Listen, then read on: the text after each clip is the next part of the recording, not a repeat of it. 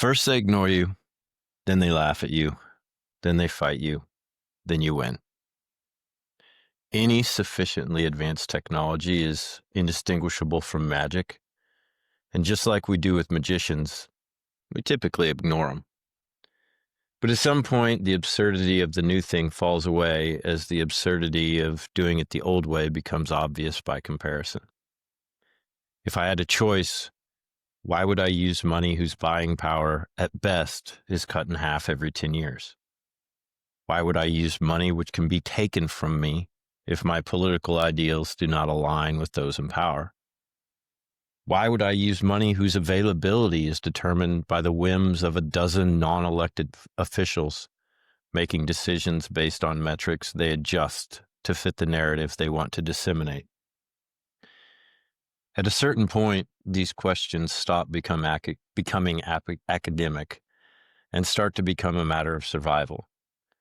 And it becomes clear that the survival of the old system is at odds with the survival of your right to dream, to own a home, feed your family, to pursue your God-given talents. It is unclear which stage we are currently at with Bitcoin, likely because it differs depending on who you ask and where you are. One thing is clear, though. Those who benefit most from the old system will do the most to maintain control and will become more and more desperate as the outcome becomes more and more obvious.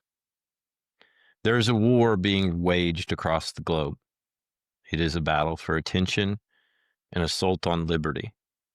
The weapons are algorithmic. The payload is propaganda. And the only way to win is not to fight, to exit the battleground and move to a higher domain, to take the cumulative value of your life's work and escape to a place of peace.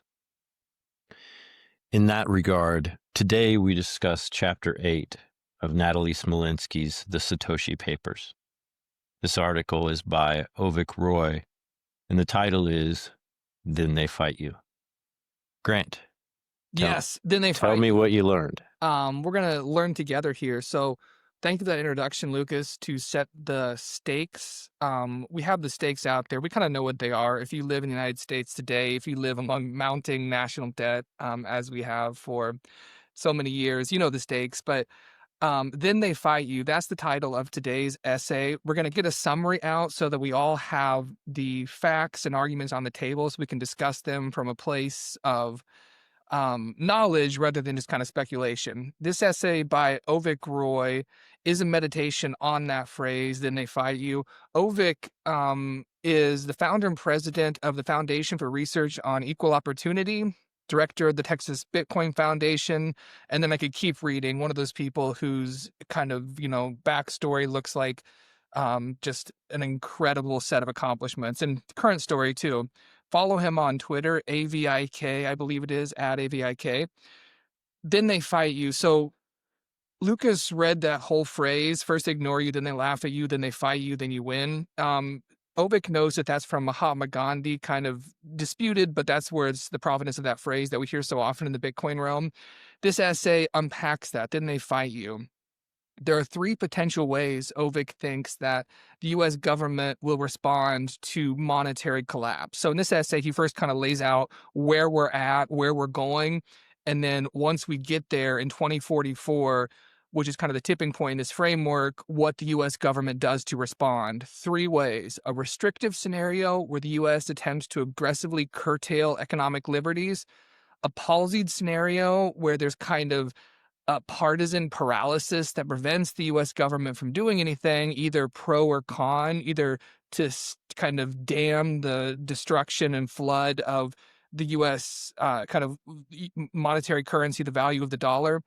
And then the final one, the munificent scenario, which is where if you are in the United States and a citizen or a citizen of the world, you have to hope that we're moving towards where the U.S. assimilates Bitcoin into its monetary system and returns to a sound fiscal policy. So those are the three scenarios we're going to look at. In this essay, as I mentioned first, Avik starts off giving what is going to lead up to one of these three scenarios, which is kind of the coming fiscal and monetary crisis. we're in 2024 or 2025 now. The author notes in 2024, the interest on the federal debt exceeded for the first time spending on national defense.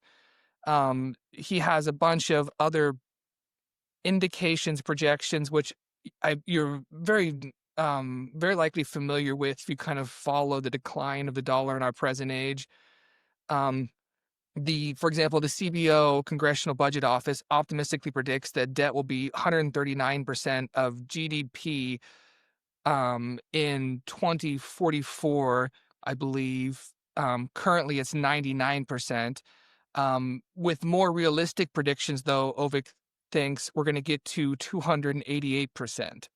So we're going to imagine then a Bitcoin rises as it has as this economic crisis continues to rise as well. So the rise of Bitcoin is going to be concomitant with kind of the collapse of the dollar. That's the direction we've been heading. If you look at trends and if you follow those trends out, that's the direction we're going. Ovik then estimates that Bitcoin at the tipping point in 2044 hits 1.5 million per coin, and by 2044 as well, most people have grown up with Bitcoin. Bitcoin has matured. People are familiar with it. It's just like any other reserve asset. Meanwhile, you've had the depreciation, the value of the dollar. Maybe we have extreme fiscal austerity, attempts to cut entitlements and welfare. The Fed raising interest rates to increase demand. And then if they raise above 30%, Ovik says, causing the markets to crash. So these are kind of all the indicators. Again, it doesn't matter which specific indicator you look at. The important part for this essay and for, I think, everybody considering the future of the United States and generally the world under its current monetary regime is, well, the way we're going is not sustainable, and what happens when we get to the point that that becomes manifestly obvious. One of three scenarios as kind of a U.S. government response, Ovik thinks, as I mentioned at the beginning. The first one was the restrictive scenario. That is financial repression, the government forcing people to hold on to a weak currency.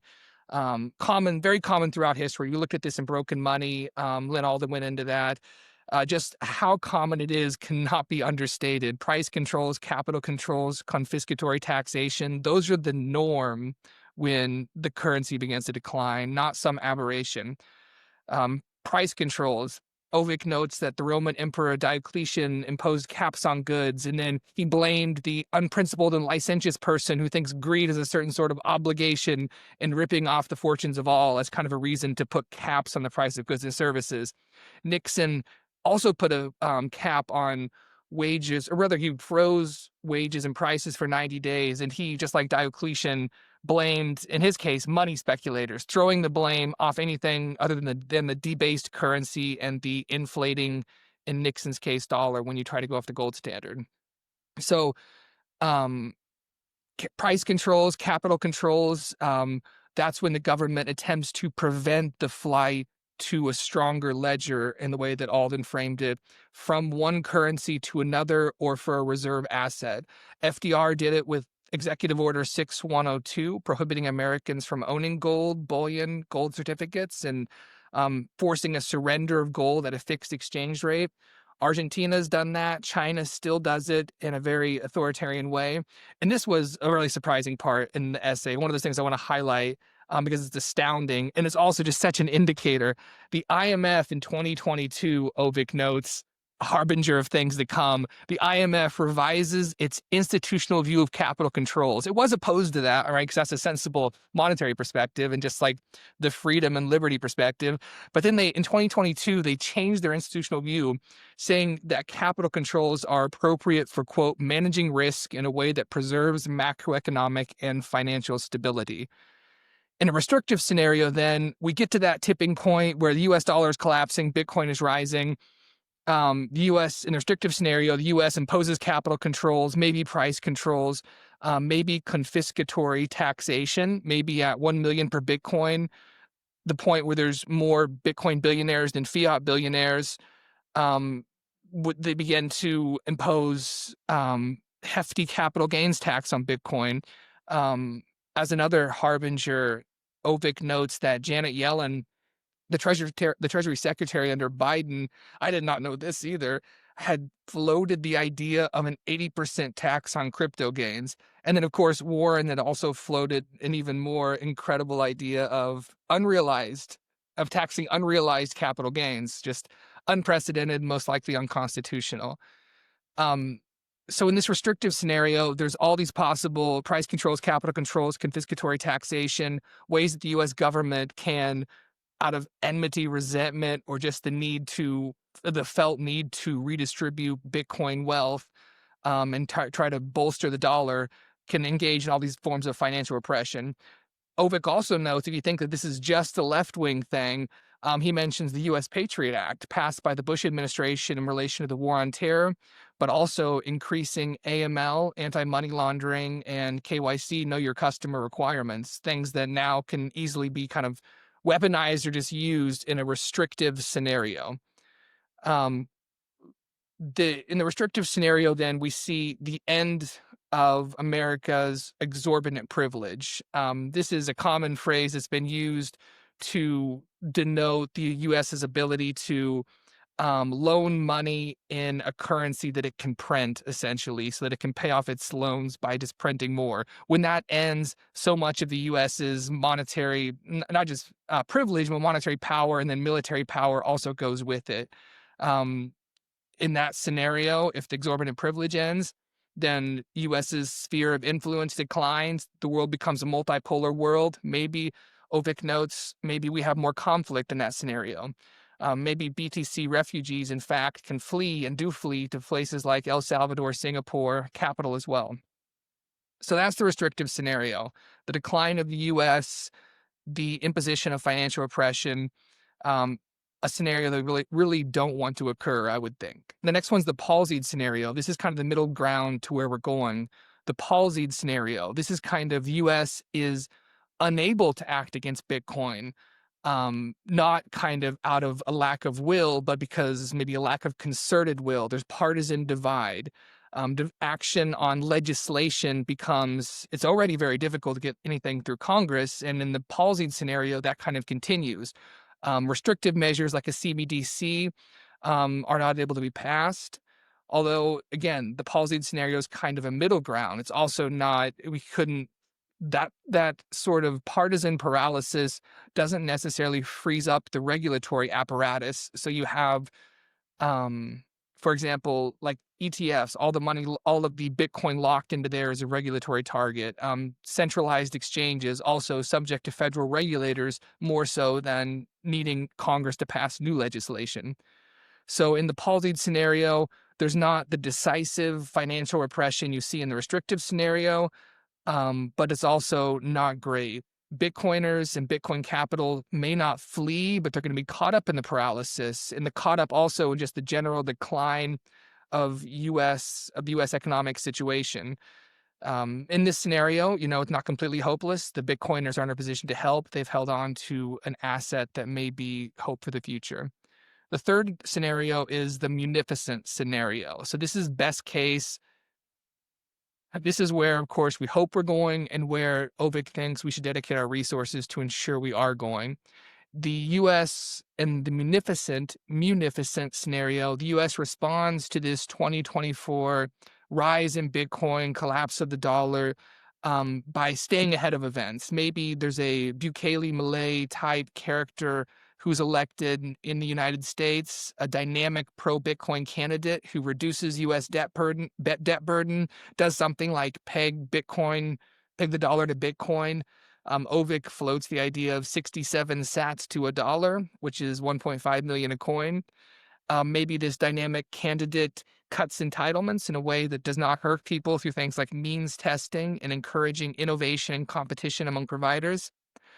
And then when hopefully the situation stabilizes, we reset, Social Security is backed by Bitcoin, and then move forward in a world where the dominant monetary regime is freedom money, and the US is then poised to continue maybe not continue, maybe for the first time, really truthfully expounding on ideas of liberty and freedom around the world. China, again, if it continues with its authoritarian political regime not likely to adopt freedom money, the US then in the munificent scenario really coming out on top. Giving history, just giving like what has happened historically with when the monetary ledger begins to crumble. Ovick thinks that the restrictive scenario is the most likely, and he assigns the least likelihood to the munificent scenario. History is not often in its outcomes munificent, although the US has, I think, a couple of times the US Revolution thwarted that and reset to a munificent timeline. So I want to stop right there to discuss those. We're going to go on to discuss Ovick's suggestions of what can be done to put us on the munificent timeline, what we can do, what the US should do. But before we go there, Lucas, I want to talk about these three scenarios: the restrictive scenario, the palsied scenario, and the munificent scenario. Where do you think we're going? It would probably be unwise to assume that we're not going to follow the path of the past. I think that the restrictive scenario is probably the most likely. We know it's the most likely. I think that Roy makes a good point when he talks about that there's always going to be more have-nots than there will be haves. And so the have-nots have the same vote as the haves. And I didn't get the numbers out on in a that. democratic system, Yeah, like the amount of Bitcoin distribution, I'll just get that out on the table yeah, 'cause that was surprising to me. The stats on, because we think about the US dollar being very unequally distributed, and it is. I 1% think it was like has, 34. yeah, 1% of fiat holders have 34% of fiat wealth. Yeah. And no, I wouldn't say maybe not fiat holders because the 1% has diversified their assets, right? But 1% of wealth holders hold 34% of fiat. Within Bitcoin, though, I mean, it's worse. It's 0.3% of wallets own more than 82% of all Bitcoin in existence. So I'm sorry to interrupt there, but get the No, no. numbers out on the table. Like, No, I've thought about that too. Yeah. So what that does obviously is it makes that 0.3% a massive target for the 99.7%, right? But I don't think that's the proper way to think about it. When I think about it, I think so. What that number is, what the author is trying to tell us that number says is that there's an unequal distribution of Bitcoin, or maybe it's not what he's trying to tell us it says, but how people will interpret it. But what I think about it is that if you look at the rest of the Bitcoin holders, the other 99.7%, that's more equal. Like the distribution among them is far more equal than the distribution of the US dollar among the other 66%. is it? Is that the case? Do you know I that it's the yeah, case? because like most of the wallets are below that, whatever 10 below that, like I think it's like 10 Bitcoin or something like that. And so I actually look at that number and I interpret it as, I actually think that there's more equality on Bitcoin. And I know that when you first glance at those numbers, that's not exactly what you think. But the way that I think about it is like, look, there's always going to be outliers. It's probably better that we have just a couple outliers. It's only 0.3%, right? So it's almost 1/4, more than less than a third of the amount that holds 34% of the fiat money. Everybody else is a lot more equal. And the way that I look at Bitcoin adoption, we know that it happens primarily among those who need it. And so the ones that need it are the one that suffers the most under the old system. So you kind of have this interesting accumulation mechanism where those that are least privileged, that have the least amount in this system, adopt it before the ones that have the most. And because the price goes up, there's kind of this equalizing thing that goes on where, yeah, it kind of is going to equal out as the poor adopt it earlier and the rich adopt it later. and then we do still have this to the side. Yeah, there are people that adopted it very early and they took a huge risk and they took a massive jump. And yes, there's some smart people there. Yes, there's some people that were just trying to buy Molly and buy drugs on the internet. Yes, there's people that were just um, happened to explore it and find it. But So now you're bleeding into you start off saying that it would be unwise to not yeah, think we're on the restrictive timeline, but now you're bleeding into the munificent scenario and thinking that Bitcoin's going to be or is equally distributed enough among the least economically, you know, well off. I mean, that begins to so look like I don't think that they're I don't think that's the same argument. I think that you can have or I think you can have a more equal distribution, yet still have people that look to that 0.3% and want to take it away. yeah, that's Uh, almost like a yeah. fourth scenario I was thinking about. Which is, I would say, the munificent socialist scenario where Mm, you have mm, maybe people who own under one Bitcoin go untouched, and then everybody else is subject to increasingly confiscatory taxation or something like that. I'm not advocating or not advocating yeah. that scenario, but maybe that's the one of the timelines that's, not it's munificent if you are of leftist orientation and you naturally think that like vast wealth accumulations should be redistributed forcefully by the state. Yeah. What do you think we're in now? What if you were to look at globally or regionally, as far as like the U.S., what scenario are we in? Then I think we're in the then they've forgot about you stage.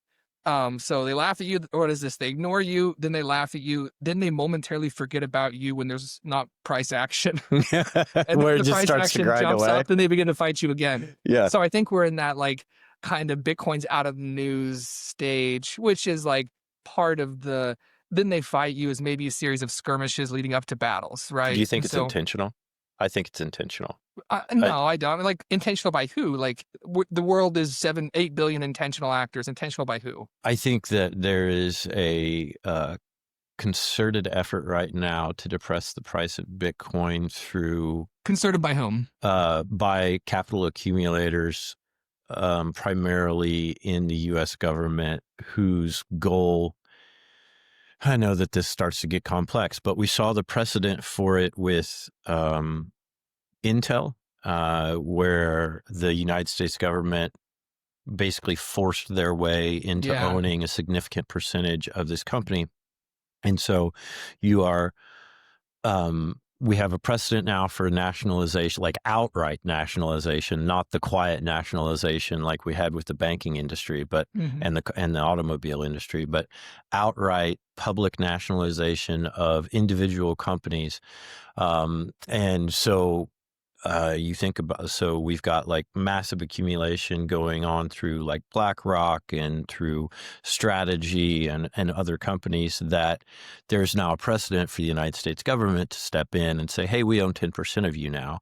And thus we can now use that to back our dollar Yeah. and It, spread our stable coins around. right. It is possible the U.S. is playing like what do they say, 40 four-dimensional checks. chess Yeah. on because the Bitcoin reserve is kind of people have been wondering. What's You have going this on? announcement, what's going on? If the smart move would be to try to accumulate in a way that doesn't stimulate the price to Yes. skyrocket upward. Yeah. So maybe the administration does have something brewing, in which case I'll hand it to you. Maybe there would be something intentional to that. I mean, I tend to think that markets, we ascribe intentionality to things that are not intentional because we are primitive animals and we see animal forms in the clouds. That's kind of our evolutionary state of mind generally is to see patterns when there are none. What is it? Tricked by randomness, something like Yeah. that. Fooled by randomness. Yeah, but no, that would be a potential scenario. I would Yeah. concede that. But is it never ascribed to malice that can be explained by Incompetent, incompetence? but also, or just like random Yeah. atomic patterns or whatever, like swirls in matter or something like that. Yeah.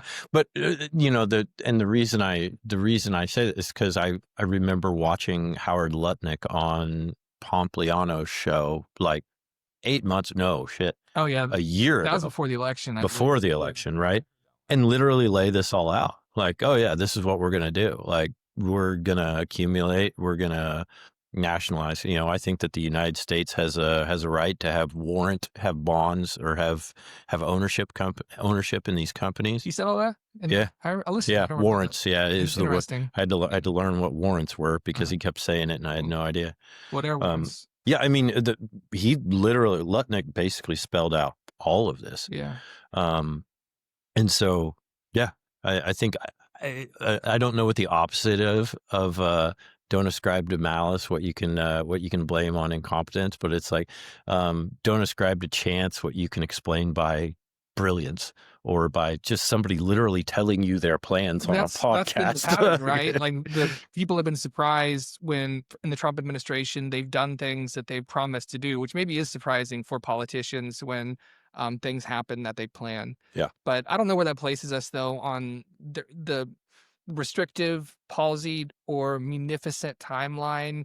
Again, maybe it's setting up a form. It sets us up for a possibility of financial repression, right? A capital control, or confiscatory seizure, rather, of these sort of like bottlenecked or contained. You contain enough Bitcoin into a monetary vehicle like an ETF, it becomes easy to do that Intel 10% take on it. Yeah, well, because I think right now it feels like the real driving force is to promote the use of stablecoins, and stablecoins are easily confiscated. They are dependent really upon Bitcoin. You can't blow these stablecoins out of the water in terms of your ability to issue new debt if you don't have something backing it. There's I don't remember who it was, but it was the thing that we saw, the Russian analyst that was talking about this. Like, look, the United States goal here is to take all this debt, the $37 trillion of debt, and throw it into a crypto cloud, and then disperse that debt over the entire world instead of keeping it in the United States through the use of stablecoins. And yeah, that works, because right now everybody thinks they want to have stablecoins that are backed by the US dollar. But comparatively speaking, if the battleground is between a US dollar that's backed by US treasuries that's backed by violence, and the other side is a BRICS sort of CBDC that's backed partially by gold, which the BRICS nations have been accumulating gold at rates never before seen, then you're going to see the value of the US dollar decline precipitously compared to gold, simply because of the hardness of gold. And so you have to back that stable coin with Bitcoin. And so how do you do that? Are you going to seize it through the nationalization of these companies? Are you going to issue a new 6102? What is your mechanism going to be? And are you going to try and put everything under the everything under the idea of a previous ruling, which, you mentioned the, unprecedented Elizabeth Warren trying to tax unrealized gains on cryptocurrency. But there is a precedent, and the precedent is simply real estate tax, is that we have unrealized gains that are taxed on real estate values. Bitcoin in the form of...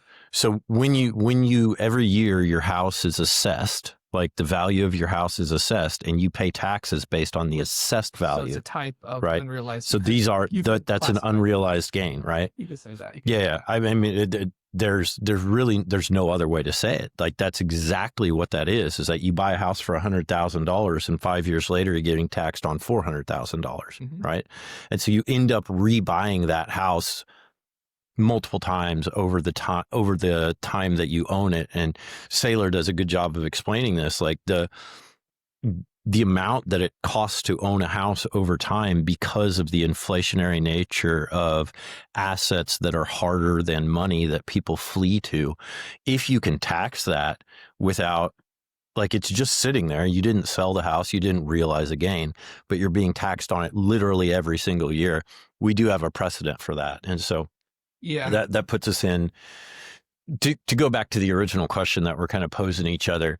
I do think that the restrictive scenario is most likely, and it feels that even though there's a lot of talk about other things going on, I feel like it's still what we're in. It's still what we're in. Yeah. Yeah. Yeah. The restrictive scenario seems psychologically, you said feels like the way, and that's, I mean, we're kind of operating on feels here, which Yeah. is kind of what you have to do. And also just because like when you're predicting the future, you're predicting, we're doing some psychohistory in Asimov's terms. And that's, as I feel Mhm. that that's kind of like predicting the accumulation of psychological states of all of the actors or something like that. And like envy and resentment is such a deep seated Yep. part of the human condition. And that seems to like the darkness of the restrictive timeline is like from it's direct from the dark heart of resentment. You just see the those lead that leads to that one. The munificent scenario, to the extent it doesn't channel, to the extent it relies on like altruism and doesn't channel self-interest, that's going to be tough to get us there, because the munificent scenario needs to be fueled also by a psychologically powerful motive to get us there, which, people, patriotism could be something like that. Or if enough people are invested in Bitcoin, then you begin to channel self-interest, and enough people were able to kind of get out of our partisan morass, and maybe there is something to that. But I feel restrictive is most likely, but I want to make a case for the munificent scenario.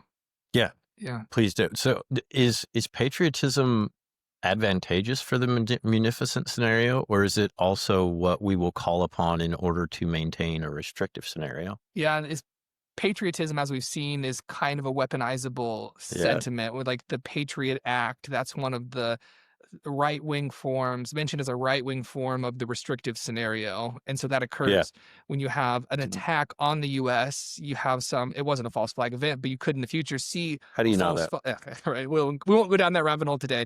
You could see like a false flag event in the future that leads to, um, like we see right now, and I don't know enough about UK politics to opine, but this seems, some are saying that there's this backlash against immigration, and now they're using that to fuel a national digital ID. Yeah. And so there could be something like that in the future where some other issue is used to fuel a restrictive measure that also has the ability to be a form of monetary repression. And then patriotism could definitely be harnessed. The US is attacked by a foreign enemy, so we have Patriot Act 2. And then that includes also hefty AML and KYC stuff that becomes a way to monetarily repress the people. Yeah. And right wing, I think we need to make the Right. distinction that right wing is not conservative. Right wing is, I mean, if you look at the actions of right wing, it's effectively socialism. I mean, that's what the Patriot Act was a very socialist, oppressive 1984-esque type of government oversight that does not fall in line with conservative, I don't believe, politics. That it doesn't stand for individual rights or liberty or the ability to have freedom to transact or freedom of movement or anything like that. It's just cloaked in the name right wing. Yeah. And it just so happened to be that there was a, Republican in office at the time, but, that Republican's vice president was one of Kamala Harris's biggest supporters. Right. And so, is right wing really anymore Yeah. Right and is it left wing. conservative? Like No, they're just, it's they're, bad nomenclature, yeah. right and left wing. Well, they're just, they're the right and left wing are different wings of the same damn house, of this socialist house, or this, this, whatever you want to call it, but this government oppressive house, that Yeah. they seem to want to achieve the same ideals just through different messaging. Yeah. You know? And for the most part, like, so going back to Smolinsky's introduction to the Satoshi Papers, I mean, it's a play on the Federalist Papers. And so Mhm. the values that unite this anthology are not left or right wing, but supposed to be a throwback, an attempt to go back to the values of the founding. Yep. And like she talks to remember in the introduction about the Bank Secrecy Act and all this legislation that seems to have and maybe does have some sort of like good impetus and need to regulate in a way that seems good, but it always ends up, imposing some limitation that we would think, based on our conception of the founders, that they would find to be very egregious. Yeah. Yeah. There's some movie, I can't remember what it was, but I just remember this line in it where they say that a person is smart, but people are stupid. And, the masses will move in a direction that otherwise individuals would not do alone because they can be caught up in the moment and swept away by emotion and these words like patriotism and freedom and Yeah. whatever. It's Yeah. interesting, like, the mob, it when we call it the mob, Yeah. yes, that's a thing of passions, but then we think there's 2 ways to aggregate persons. There's the mob and the market, right? Yeah. The And the market's hive mind, right? no, but Yeah. I'm saying, like, the market, the outcomes aren't as emotional or devastatingly bad as the mob. Like, the mob Mhm. lynches people, the mob cancels people.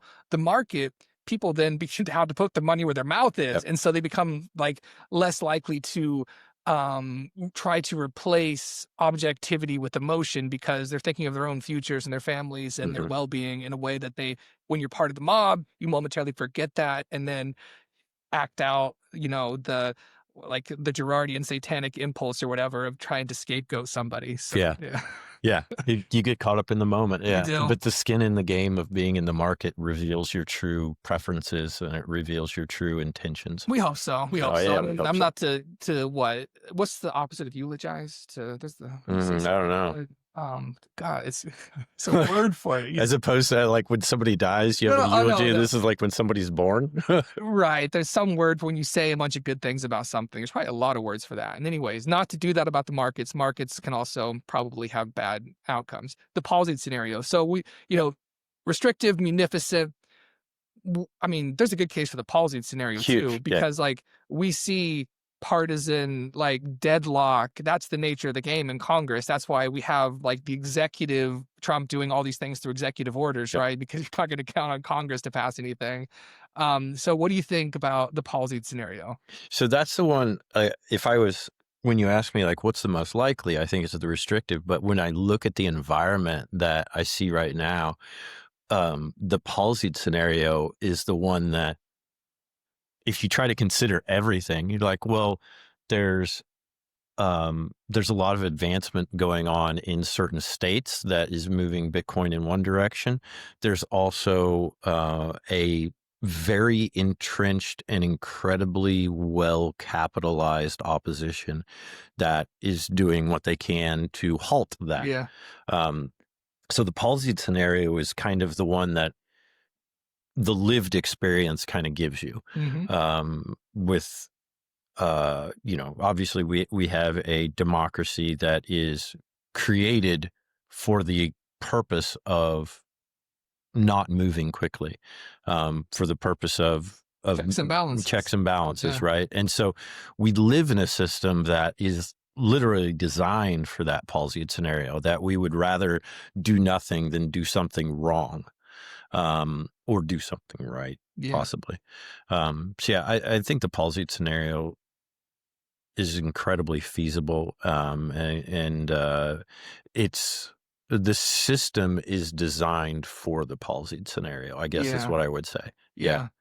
No, and I mean, I think you're right that you say lived experience. That's maybe where we were. Where you have in the Biden administration a different view on regulating ETFs and Bitcoin than you do in the Trump administration. And one, yeah, where the regulatory apparatus is what is used to inflict pain or Mhm. on Bitcoin holders, or the opposite, right? And not law or legislation.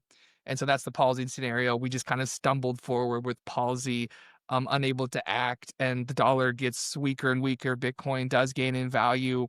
And so maybe bad for the US, not as bad as restrictive scenario, like bad for us as a society that we can't get our shit together. I mean, we kind of know that Yeah. that's part of our national DNA, as you mentioned. but not the best, not the worst. So, Yeah. I mean, that's kind of it's a little promising. The palsy scenario, when you mentioned like we may be in the stage of like then they forget about you, Yeah. like that's kind of palsied too, where it's Yeah. like it's just whatever. But I'm gonna put it out of my mind. We're gonna do like what humans typically do with problems, is we're gonna try not to think about them and hope that they resolve themselves instead of taking action. Oh, You yeah. know? Or just like replace one problem with a sexier problem, like the one that's more exciting. That's what the culture war is all about, Yeah, right? yeah, It's yeah, like yeah. people are so easy to It's more distract, like, emotional. oh, there's Yeah, this other thing over here, you know? yeah. They're deporting people without due process. Things like Yeah, that, yeah, that seize the national consciousness. It's much more difficult to think about, we're gonna bankrupt or we're gonna have like this huge debt to GDP ratio in 2044. We need to do something now, like yeah. try to mobilize the Like, support for that. I mean, we have a huge debt to GDP ratio right now. Like that's that's the hilarious. Like you look at it, it's like if you look 20 years ago, 20 no 30, like close to 30 now, we had a surplus, and then we had what we determined at the time was a huge debt to GDP ratio, and then it just kept getting bigger and bigger and bigger and bigger and bigger and bigger. And we look at it kind of in terms of this relative, like, oh, well, we're not as bad as Japan. Yeah. Um, and so we must be fine because Japan still, we have this survivorship bias where it's like, oh, they still have a flag. It still exists. There's still people that are alive there. So Japan must be doing fine. Yeah. And, that's really not the case. Like in their economy is not doing well. And B, the only reason that they are able to do that is because they are propped up by the United States government, because they are the largest holder of U.S. debt. And so you're not going to cut them off. You're not going to hang them out to dry. You're just going to keep pushing them further and further and further out onto the ledge in order to suck up as much of that as you can. Yeah, so there's this survivorship bias. There's this relativity thing, where it's like, oh, I weigh 300 pounds, but there's a show called whatever is it, My 700-Pound Life, or 800-Pound Life, or 600, or I don't know. Yeah, what there's it been is. inflation Yeah, in the amount of so, obesity you have to be a like on a reality show. exactly. Yeah. Like we talked about this. It's like you come back and I'm like, oh, I'm fit for America. Yeah, Like, came back from Malaysia. like, Nice job. Yeah, like I'm fat in Malaysia. Well, not Malaysia, actually. People are kind of chunky there. But if you go to Africa, like I'm fat for Africa, but I am ripped for Kansas. Yeah. And so it's all relative. Yeah. And we can take that relative approach to the United States debt scenario and say, oh yeah, we're doing just fine. But the reality is that I think it's like no one has, or like only 2% of all countries that have ever gotten to this level of debt have continued to exist, and the 2% is Japan. Yeah. Like they're that. And, Yeah. and then there's the caveat of like the only reason that they're still around is because they're being propped up, because we want to have a shit ton of military bases over there to keep an eye on China. And so it's in our best interest to make them effectively a vassal state. Right. Right. No, but I mean, if we're in the then they forget about you state, kind of stumbling forward in a palsied manner, I mean, there is the decisive event. Maybe that's 2044, but there's going to be some manifestations. We have symptoms of economic problems now, but maybe there's going to be a decisive event that makes that the forefront of the culture war, right? And then it replaces all other issues when people see that Bitcoin's at 1.5 million and the dollar, it takes like $60 to buy a hamburger or something like that. Yeah. So 1.5 million in 2044 seems like an awfully pessimistic view. Not pessimistic, but it seems like a very low estimate. If you look at the adoption rate and you consider the past growth, that's only like a 12x from here. And so that's something that could easily occur in a 4-year period. yeah. Especially as we're like, we've now, there's this case that I actually think has a lot of merit. There's a case that the effect of the halving cycle is over. And the reason that is over is because of the buying pressure from all of these Bitcoin companies, which is creating scarcity that didn't exist before. Where you've got like on a Monday, Michael Saylor buys 3 weeks worth of issuance, right? And he's one of now 160 companies that are Yeah. doing that, right? And that number of companies is growing rapidly, and their purchases are growing rapidly too. Where now you see like Metaplanet is taking advantage of the weakness of the Japanese currency, the yen carry, and they're making larger purchases than Strategy. Hmm. This is a one hotel operation that Yeah. is now buying 4 times as much per week as Strategy. And when they do that, then they're buying, like they're literally buying a month of issuance at a time. And so it is really only a matter of time until that supply shock truly occurs. Because Yeah. you've got, and especially when you look at, we're on the precipice of the inclusion of Strategy, and soon to be other companies into these, like the S&P 500, or into certain funds that, instead of individual buys of their equity, you'll then have automatic buys, Yeah. which will be like that's a tidal wave. That's a Maybe tidal that wave tidal wave of occurs. Maybe the price action occurs in that way. Maybe it doesn't. Maybe the supply shock is just blunted by the gradual price appreciation or something like that. I think for Ovik's essay here, like take your point that maybe it's a conservative estimate of Bitcoin's value, but maybe that just accelerates the timeline, right? In yeah. any case, where we come to the like fork in the road between restrictive, palsied, and munificent. So it seems like we kind of both think restrictive, likely, palsy, we're already doing that, so likely. How about the munificent scenario? A munificent scenario is like, I think in order to have that you have to admit defeat of the fiat system. Like, you can't continue on with this idea that they can coexist side by side. Um, and so I think that the possibility of that is just so incredibly low, because the exorbitant privilege exists. The veil would then have to be lifted, where it is, it is revealed and made clear to the world that this system only exists through violence, that But, it I mean, only that's revealed exists. in all the scenarios though, right? I mean, it's not just the munificent scenario that has I guess you're saying they have to accept that and in order to proactively deal with it before it's happened, so they're not put the decisive occurrence in the way the restrictive one is. They kind of proactively, in the events leading up to it, begin to move away from fiat without the Yeah. fiat having yet collapsed. Well, it's like, okay, so it would be like playing poker, and you're sitting there and you've got the largest stack of chips, yet you realize that there is no way for you to win the game. And so the only way for you to win is to take your chips and cash out and go to a table that's fair. Like, and so I think that the likelihood of somebody doing that, if you and I are playing poker and I've got all the chips, not all, Mhm. but I've got most of the chips. And I also, by the way, have the ability to create more chips whenever I want them. And you don't have that ability. Yeah.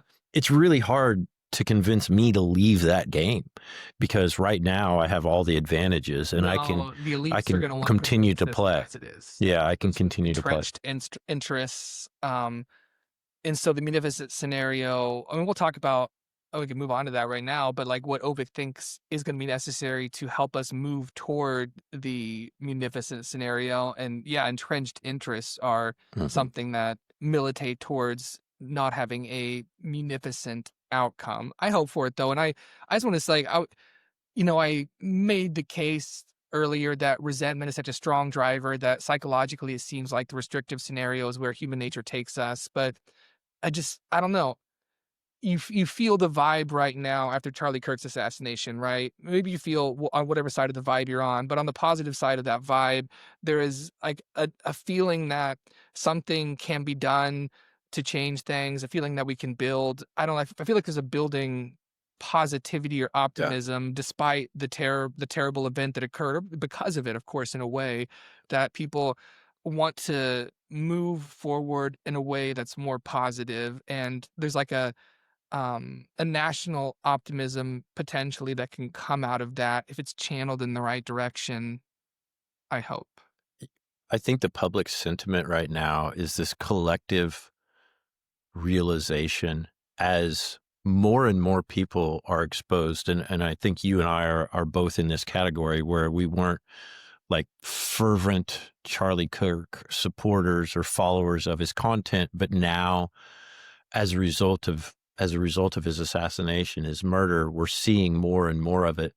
And we're realizing that there is a path, there is a way that you can engage with other people and be kind and be loving and be um, accepting of people and meet them on the field of discourse in a loving way. And for so long, like that has not been promoted as an idea that is achievable. Yeah. And now we're seeing an example of somebody who just lived this in such a beautiful way, um, that it is. I think you're right. I think you feel public sentiment Yeah. having a collective realization of hope. Because if all you do is read the culture war backlash or the culture war manifestation of the assassination, you just think inflammatory right wing figure, was murdered. It's tragic for whatever. But if you then go back and look at what Charlie Kirk did in his videos, and I was like you, I hadn't watched them Yeah, before. Even aside from the politics, they just represent, and we were talking about this yesterday, there's like certain norms of civil discourse are enacted that if one watches those videos, you can see the practice of steel manning, you can see the practice of compassionately dealing with people from different backgrounds, genders, sexualities, things like that. You can see the practice of giving other people time to expound a position. You can see the practice of trying to get people to breathe and lower their heart rate to begin to talk in a way that's conducive to civil discourse. So, like for me, we're apart from whatever politics were discussed, the fact of civil discourse is what it forefronts for me. And like that's I think the munificent scenario. If civil discourse can be achieved, then that makes, we get out of the palsied scenario because we begin to yeah, be able to, oh, there's a bigger problem than the culture war left, right on these issues. It is like all of our economic well-being essentially, and the dollar's not sustainable and Bitcoin's accumulating in value. It has these objective technological characteristics that we can harness. If civil discourse is possible and if that comes out of a certain martyrdom of a figure who tried to engage in that, then maybe that helps steer us towards a munificent scenario. At least I hope it does, right? yeah, yeah. Every confrontation can be bettered through communication, and that was Charlie Kirk's message: is that when we stop talking to each other, then we stop um, being able to coexist, and at that point, we become combative towards each other. So, Yeah, and that's um, what the restrictive scenario is a form of combat conducted through monetary repression, right? yeah, We're not going to talk about this. We're going to take what you have. yep, Um, Whereas the munificent scenario is a sort of negotiation between the havers, the people who have Bitcoin, and then wanting to rebuild the US system on Bitcoin. So yep. I feel like it's also an enactment of a sort of civil scenario. And just like on the level where monetary repression does depend on state violence to enact it, you have to, if you're going to have confiscatory taxation, you have to have the soldiers come in to make people do those forcible transfers when they don't Yeah. want to. I want to make the point that I think that all roads lead to the munificent scenario eventually. But I do think Bold that claim. yeah, I just like, I don't think that you can stop Bitcoin. I think that it's been tried by, But even the restrictive scenario says Bitcoin appreciates in value, right? yeah, but I still think that regardless of what approach you try to take, that eventually you end up in the Bitcoin world. Like eventually we realize that there's no use for fiat. If we push out these stable coins in order to continue to push out debt, then what we're going to do is we're going to continue to devalue the dollar Yeah. relative, not just to Bitcoin, but relative to other global But you end currencies up in a restrictive world where there is Bitcoin. Do you end up like in this cyberpunk future where people are for a short term. evading? like the state actors become even more rogue warlords trying to steal from individual private parties. And in the short term, maybe 50, 100 years, I mean, what's short term, right? The Yeah, restrictive it's scenario, all relative. yeah. I Again, mean, out of that, I think the munificent scenario, part of that outcome is we can preserve the US government, United States. We can preserve the United I don't States, know this why that's national project munificent. we Like have. munificent is we are relating that to good. And I don't know why it's good to preserve. I know this sounds hard.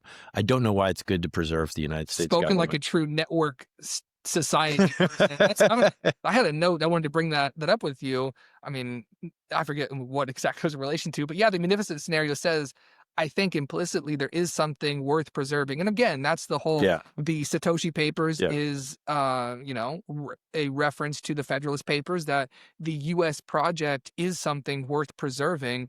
And so Bitcoin can help us do that. It can help us get out of the monetary trap we've set for ourselves. I think the idea of rights and liberties and Christian foundational values, I think that those don't need the continued existence of the United States government in order to survive. I think that those truly are God-given, and that they exist because they exist, and that the So take United those States Christian government. values and belief in freedom, person who has those, and drop them in the middle of like China or Iran or something like that. Do they still survive?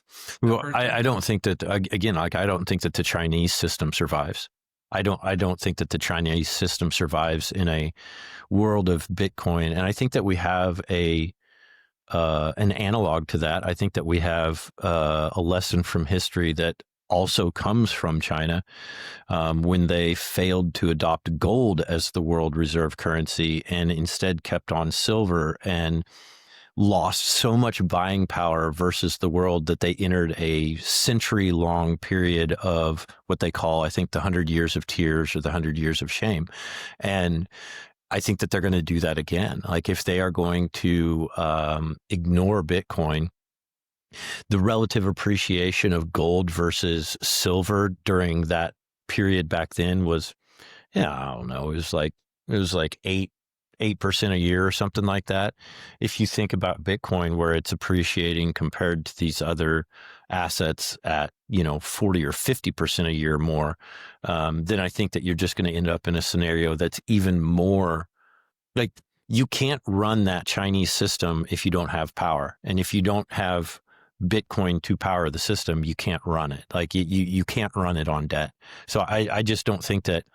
I don't The world think that survived before Bitcoin would survive with Bitcoin as an alternate that other people don't want to get on that ledger, and they're prevented from getting on a ledger through force. That's how I yeah. feel. I don't think that, I mean, Bitcoin's a great technology, but so is political violence. So is like the violence of the state and Yeah, violence but of relative, accumulations of people. I just don't think that they like. I think that again, like I talk about this a lot. Like that kind of violence, it doesn't actually scale in a Bitcoin world.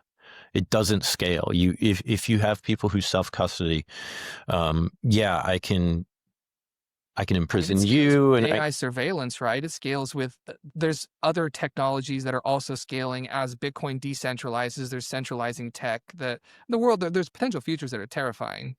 if I scale, if I have self custody Bitcoin, then you can take mine away, and you can take, you can beat it out of me, and you can beat it out of a couple 100,000 people, but you can't beat it out of the world. And there's always going to be more people that are trying to keep it for themselves than there Not are always going trying to to go be. after it. Not necessarily. If there is mass extermination of people that hold Bitcoin by the state, there's going to be a lot less Bitcoin holders. Well, if you again, so then that's self-defeating. Like if you're gonna kill those people, Uh-huh. then what are you gonna do? If you kill those Have your own people, CBDC. if you kill those people, then their Bitcoin disappears, Yeah. and it only makes richer the remaining people Doesn't who make them hold more rich Bitcoin. if It does make them more rich. not if Like people, if you exterminate Bitcoin holders and say, if you do Bitcoin transactions and are discovered, we're going to kill you. People are going to be like, I don't think I'm going to use this Bitcoin thing as much as I otherwise would. I disagree. I think that people recognize, like, I think that in those moments that we see that type of fear, that's being played out, we also see the freedom. And I think that we should never underestimate the ability of humanity to move in a direction of their own good, as opposed to being led by people who are moving in a direction of bad that benefits a few. I don't like, I know it may be optimistic, but I think it's very optimistic. I It's don't, versus I don't Florida see bench. that. Yeah. I just don't Well, see that like those systems cannot survive because their ability to impart violence is dependent upon their ability to issue debt. And if they can't issue debt because no one wants to buy it, and we're seeing this right now with the United States, where the largest percentage ever of debt being issued is being purchased by the Fed because nobody wants to buy our debt anymore. yeah, So we're losing our ability to power violence through issuance of debt. there was violence before debt. There is violence Yeah, but it without was debt. violence on a, like, relatively speaking, it was violence on a minuscule scale. I disagree. Like, Genghis Khan slaughtered a large percentage of the world population. He didn't need the fee. He didn't need fiat money to do he it. wasn't issuing debt. He was just Yeah, beating the shit out of people exactly. through merit, right? That's all it takes. But It's like, he was doing it in like, you can argue, like, if it wasn't Genghis Khan, there would have been somebody else, because he did the things that you should do. He adopted the technologies of those right. people, And right? so somebody with potentially AI, tech, and drone armies, they can do this too, or whatever. But in any case, let's make the case for the potential munificent outcome. What could enable this type of outcome? So Ovik does give us a set of things that he thinks could put us down the path of preserving the United States as a project, as a society, while Bitcoin also appreciates in value, preserving, our ability to have entitlements like Social Security, while also not destroying ourselves through debt. So, what can be done to help lead us to this munificent outcome? I'm going to throw out some of these things, we can discuss them. He mentions, first, like, Bitcoiners need to recognize that lobbying is important. One kind of reaction Bitcoiners have, or a lot of Bitcoiners are very libertarian. A lot of them want to, stack sats, stick their head in the grass or the sand or whatever, like an ostrich, and just kind of like, for me and my own, I'm going to buy a farm and get out of here or whatever. But Ovik wants to say, nope, lobbying is very important. Things like the Bitcoin mining councils, Satoshi Action Fund, Bitcoin specific lobbying specifically, right? There's this crypto um, conflation that a lot of them want to do to like get crypto in on the back of Bitcoin. Mm. Think tanks to kind of grow out the ecosystem of people thinking and talking about Bitcoin, to grow the Bitcoin ecosystem as such, like through not just financialization, like financial products, but getting people to use transactive Bitcoin. So there's more people there's like pro Bitcoin businesses, right? Once you build up a third rail of businesses that also have Bitcoin, and they have their own interest in not wanting to have a restrictive scenario. Mm. Um, like L2s, that also increases the amount of people who are invested in Bitcoin being a part of our economic system. If there's L2 products based on like lending, borrowing, tokenized securities, or whatever, then you have more businesses that are using Bitcoin in some productive way, including miners, as more L2s begin to in some way interact with the Bitcoin base layer with a new product. Transaction fees increase, and then mining infrastructure builds out. More businesses are in some way participating in the Bitcoin economy, so it's less likely there's going to be this restrictive crackdown as such on Bitcoin. Um, those are some of the things. Do you think that those things are good and viable and might lead us down a munificent path? So I feel like I'm being difficult, but I'm not trying to be. My stance on this is that the idea of lobbying, um, it assumes a hierarchical relationship where it's like, um, we are assuming that we are down here, and we are going to spend money and participate in what the world recognizes, but we don't see in the United States, as a legalized bribery system, which is what our lobbying system is.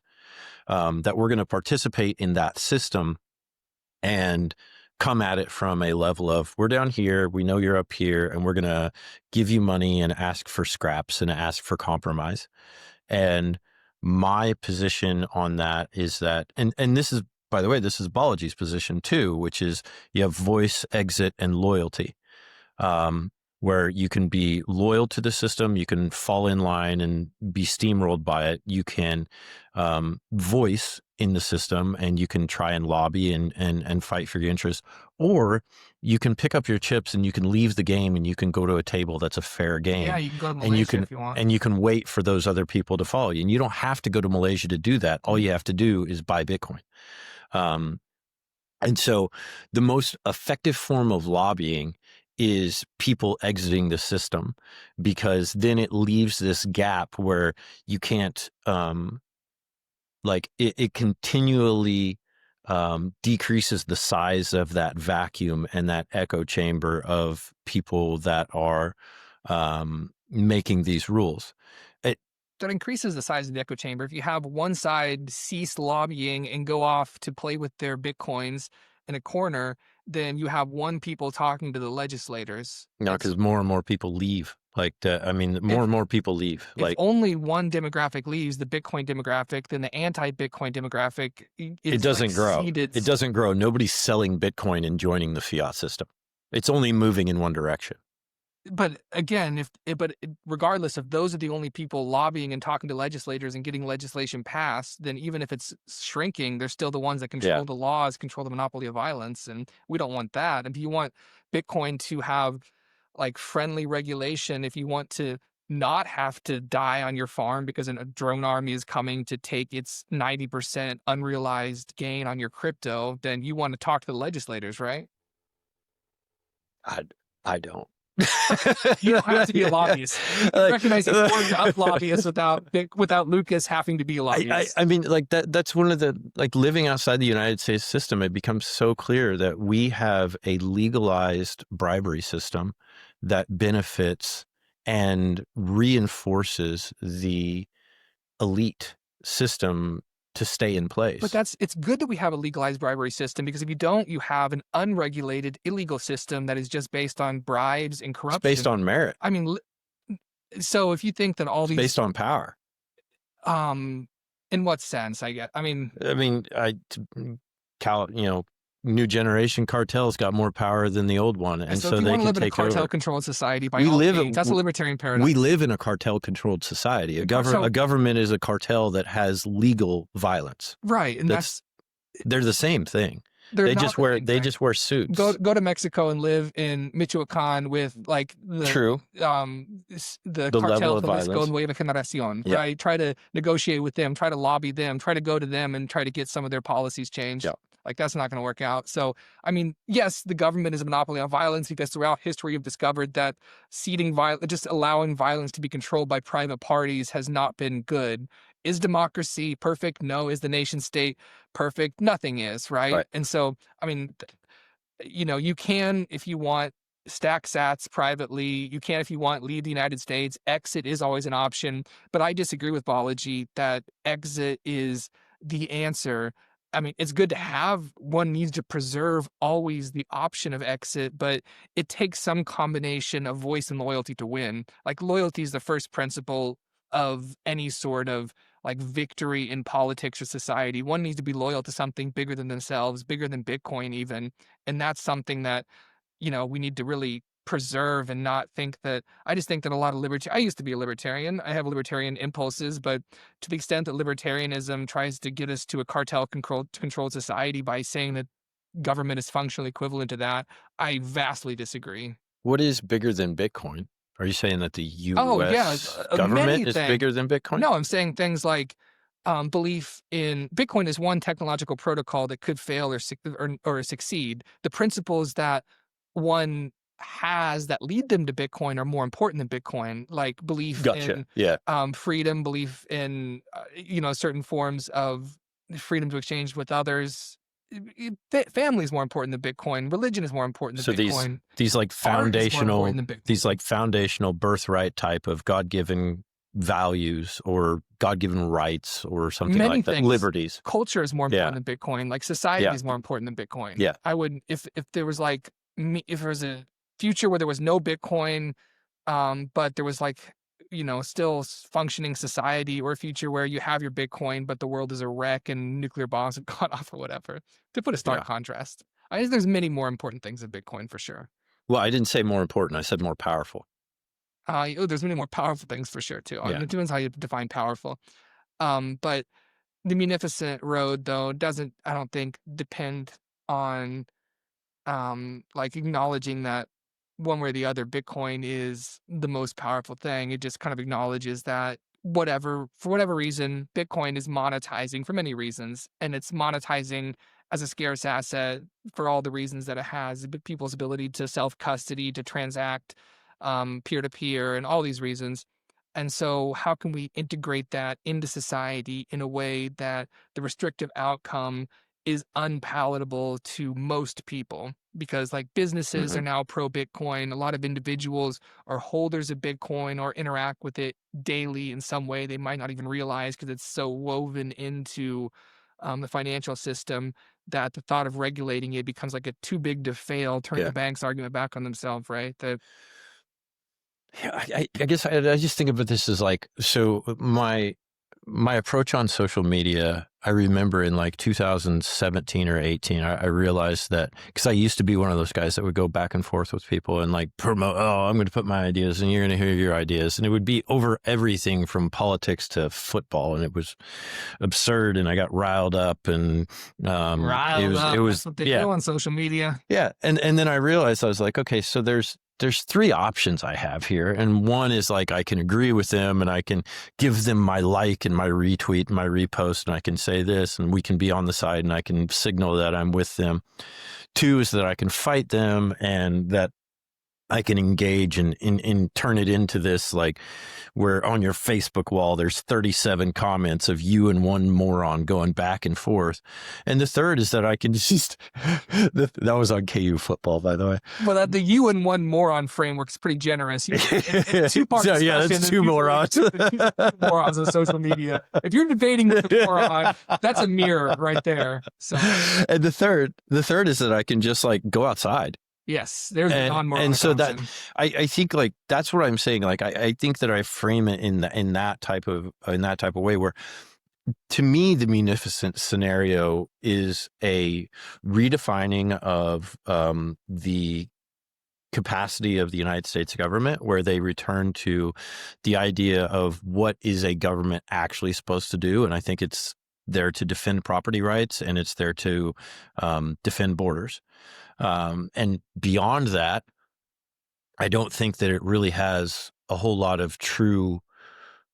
I don't think that it really has a whole lot of true responsibilities. No, Like that's the Satoshi Papers like, project too. Is get the but government back to but the again, founding project. but this like munificent sincerity, like you promoted the idea or not? You said like, oh, like how can we still have our entitlements? How can we still have our Social Security? How can we still continue these um, things that I personally feel are not not the responsibility of a government, B, that the government, when they do take on the responsibility, they do it far worse than the private sector, and they benefit and the people suffer, um, and see that the continuation of these things, it only hangs us further out. It only tightens the noose. So yeah, I think the munificent scenario, in my estimation, is like it's a like top down redefinition of the United States government and what it does. Yeah, It's yeah, I see what you're saying. You define munificent as total victory for your libertarian principles, whereas the author not defines libertarian. Well, maybe libertarian. I'm not saying there's anything wrong with that. I'm just saying the author's definition of munificent is more open, where it's like kind of acknowledging you're still going to have political dissension on essential topics like, is an entitlement system a good system? Yeah. Like his is kind of a compromise. And we talked really about like how civil discourse is so important, and then how that might be embedded in the potential of a munificent outcome is just the ability to disagree with people, but to still move forward. To Yeah. say, I think entitlements are bad. I think entitlements are a manifestation of like violence toward the individual because it depends on state power and its monopoly of violence. But then to still work with people who are like, no, I think entitlements are necessary to protect the sick, the weak, and the elderly, things like that. So that's why Ovick at one point suggests that entitlements might, this is based on some research, might work themselves out better if they're means tested and if there is Right. competition among providers, which is kind of a pseudo private system. Yep. And so maybe compromise is, that's the core maybe of the project, and the munificent outcome doesn't kind of define itself based on total victory for any one political party or system or ideology, more so that we just don't utterly crash ourselves Yeah. into the reefs of a dying currency in an attempt to staunch the bleeding through financial repression. I mean, my dad's on Social Security right now, and I would certainly argue that the entitlements that he receives are not doing hardly anything to help the sick, weak, and elderly, of which he is all three. That it's this survivorship bias idea that, oh, because you get a check in the mail every month, that is a good thing. And again, we have to look at all of this stuff relative, and the relative is that if you had been able to take that money and to put it into effectively any other investment, um, that you would be doing better than Yeah. having participated in the Social Security system. And that just because you get, like, it's the amount and the buying power of that is really what's determinant it. And, right now it can pay for groceries and maybe gas. Like, that's about it. So, yeah, I think that, Ovick makes a really good point when he, maybe this gives us the power to renegotiate those systems. Means testing, I think, is, I continually go back to I think it's in the FFA motto, or one of those is like, I What is believe, FFA, Lucas? the future farmers of America. Well, it's not anymore. It used to be.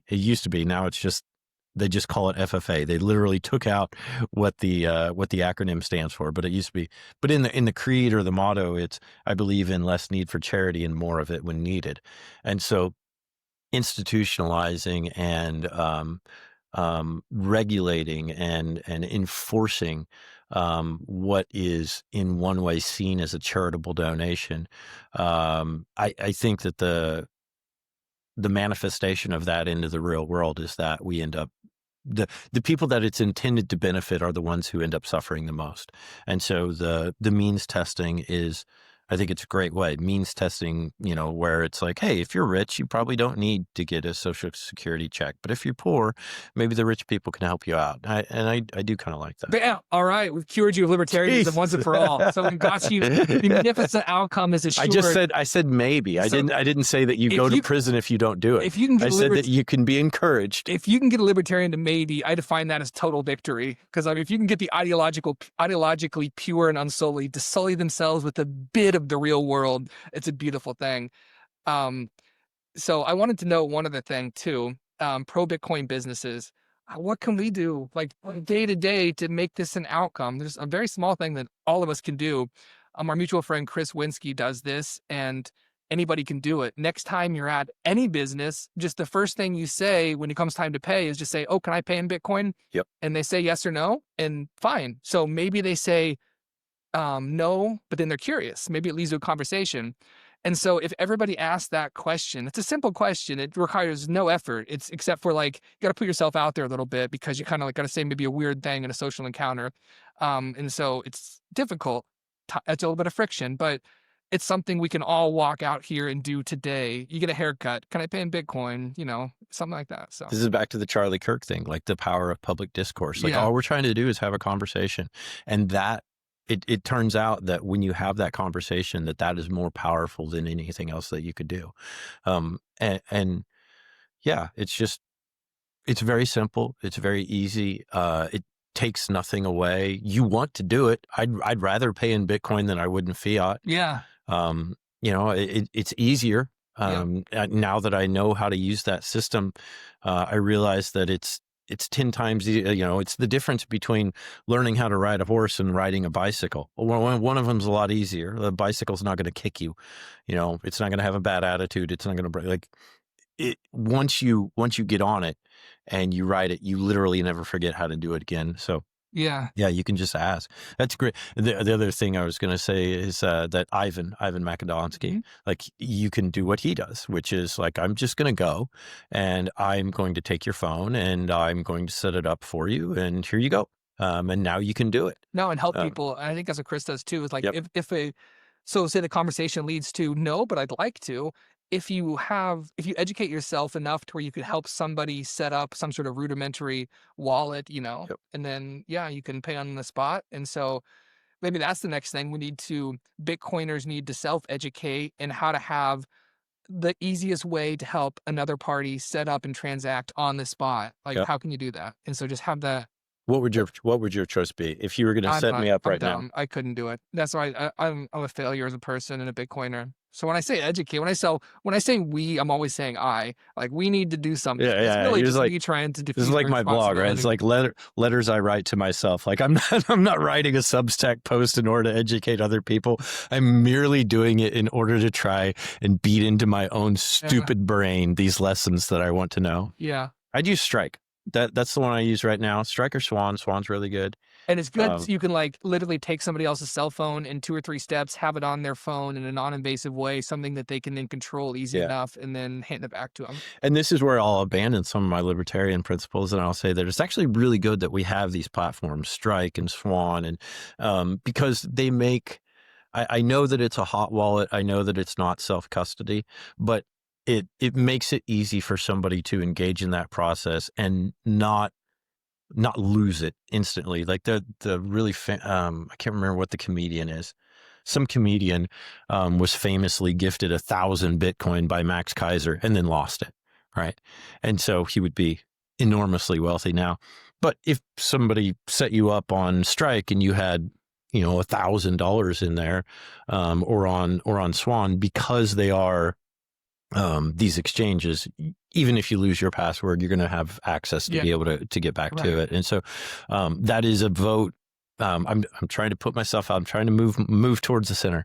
I'm trying to say that I support these companies because what they're doing is they're making it easier to onboard people into this environment. Yeah. Yeah. And Ovik talks about that and talks about that in his podcast too. He's not an anti-ETF person as some are. Yeah. These products are types of L2 solutions in a sense. They're just like the layer is off the blockchain altogether in a way. And so, yeah, they make it easy for otherwise people who would not be inclined or able. I like it. Yeah. Yeah. I'm a fan. Yeah. So then they fight you. Then Lucas and I fought. Then we resolved it. And we're now 100%. The munificent timeline, I think the takeaway for me is it's the only timeline. You don't live your life. You maybe prepare for the worst, but hope for the best. And hope is what your true effort and action is going for. Again, like that's one of the things that I really took away from the Charlie Kirk assassination, seeing what one person can build and the change that they can have, aside from, again, any sort of political views involved therein. It's just that if you hope for a better future, the possibility to enact that future is much more within our grasp than we suppose. So yeah, don't let percentage chances. It's not over till you're dead, and we're Yeah. not dead yet. Yeah, you live in a world that is the creation of your own mind. Your perception is your reality, and what you believe will happen will happen. And so you have the opportunity to participate in not just the future, but in this very moment right now in an optimistic manner. And you can look at it as good things are going to happen, and that's going to make you more likely to take the action that leads to good things, or you can look at it as bad things are going to happen, and that's going to make you more likely to take the action that leads to bad things. So yeah, I do. I believe in the munificent scenario, and I love that. I love that it's your view as well. So I think Yeah. that's fantastic. Let's do it, man. All right, let's get out of here. Well, we're going to go back to the then they forget about you part and hit end on this and forget about it. Go back to living our lives. Sounds good. Have a good day. Yeah, you too.